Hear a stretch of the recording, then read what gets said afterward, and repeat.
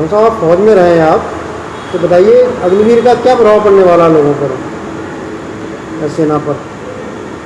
भारत सरकार ने बहुत सोच समझकर ये योजना निकाली है।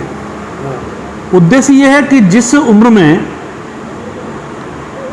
अधिकांश बिगड़ने के चांसेस होते हैं, ऐसे में सरकार ने ये सोचा कि क्यों ना अधिकाधिक मात्रा में भारतीय सेना में युवाओं को भर्ती किया जाए, और जिस उम्र में उनके बिगड़ने के चांसेस ज़्यादा होते हैं वहाँ 4 वर्ष सेना की ट्रेनिंग दे करके उनको देश का एक बहुत अच्छा नागरिक बनाया जाए। और जहाँ तक जो लोगों का ये विपक्षियों का आरोप है कि 4 साल बाद ये क्या करेंगे, सरकार को स्थायी रूप से जितनी सेना लेनी है 4 साल बाद उनका उसी में से 25% चयन होगा जो स्थायी रूप से उनको सेना में भर्ती हो जाएंगे। शेष जो 4 वर्ष बाद वापस आएंगे समाज के अंदर, तो वो एक ऐसे नागरिक बन करके आएंगे जो जिस क्षेत्र में जाएंगे उस क्षेत्र में अपने नए नए कीर्तिमान स्थापित करेंगे, साथ ही एक मोटी रकम भी लेकर के आएंगे। आप कल्पना कीजिए, यहाँ 23 और 24 साल की छोड़िए, 25 और 26 साल की उम्र में भी किसी भी युवा के खाते में आप 10 लाख रुपए नहीं देख सकते हैं। ऐसे में ग्रामीण क्षेत्र से जो लोग आ रहे हैं और जो लोग सेना में भर्ती हो रहे हैं, अगर वो किसी अन्य क्षेत्र में कार्य नहीं करना चाहते हैं, उदाहरण के तौर पे कोई पुलिस में जाना चाहता है तो वहां भी उसको वरीयता मिलेगी, पीएससी में जाना चाहता है तो वहां भी उसको वरीयता मिलेगी।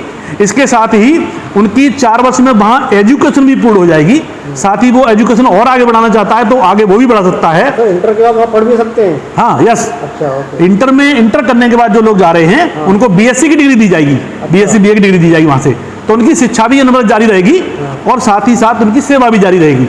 तो एक राष्ट्र के बहुत अच्छे नागरिक बनकर के समाज के अंदर आएंगे।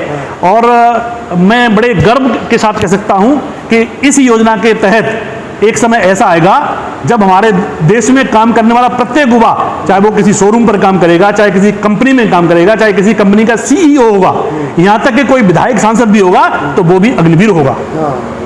फिर ये समस्या समाप्त हो जाएगी कि राष्ट्र के विरोध में जो शक्तियां खड़ी होती हैं और आंदोलन करके राष्ट्रीय संपत्ति को नुकसान पहुंचाया जाता है, फिर उनको इस तरह की समस्या देश के सामने नहीं आएगी। राष्ट्रीय संपत्ति का महत्व उनको पता होगा और राष्ट्र मेरा है ये उनको अच्छी तरह से भान होगा। आपको लगता नहीं कि प्रत्येक व्यक्ति को सेना में जाना चाहिए, देश के प्रत्येक व्यक्ति को?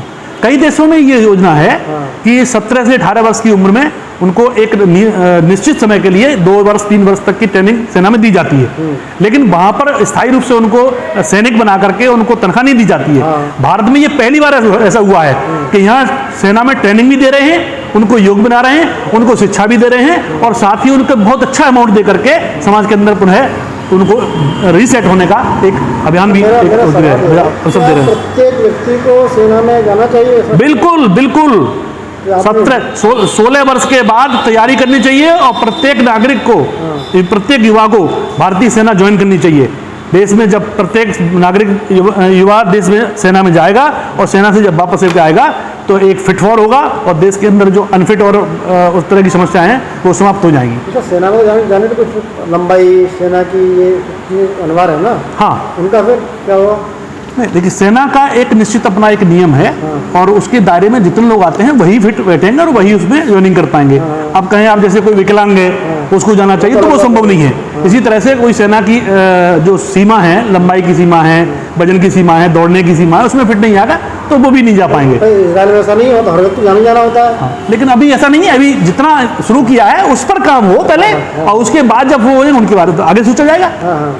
मतलब अगला आप देख रहे हैं अगले 10 साल के अंदर कोई व्यक्ति बड़े पद पर होगा, भले पीएम हो, राष्ट्रपति बने, उसको चलाना आएगा। हाँ बिल्कुल, आज स्थिति ऐसी नहीं है। बिल्कुल बिल्कुल। और मैं कहता हूं कि सेना से जो एक बार वापस होकर के आता है वो किसी भी क्षेत्र में काम करे वो अलग से दूर से दिख जाता है कि ये राष्ट्रभक्त है और सेना एक सैनिक है।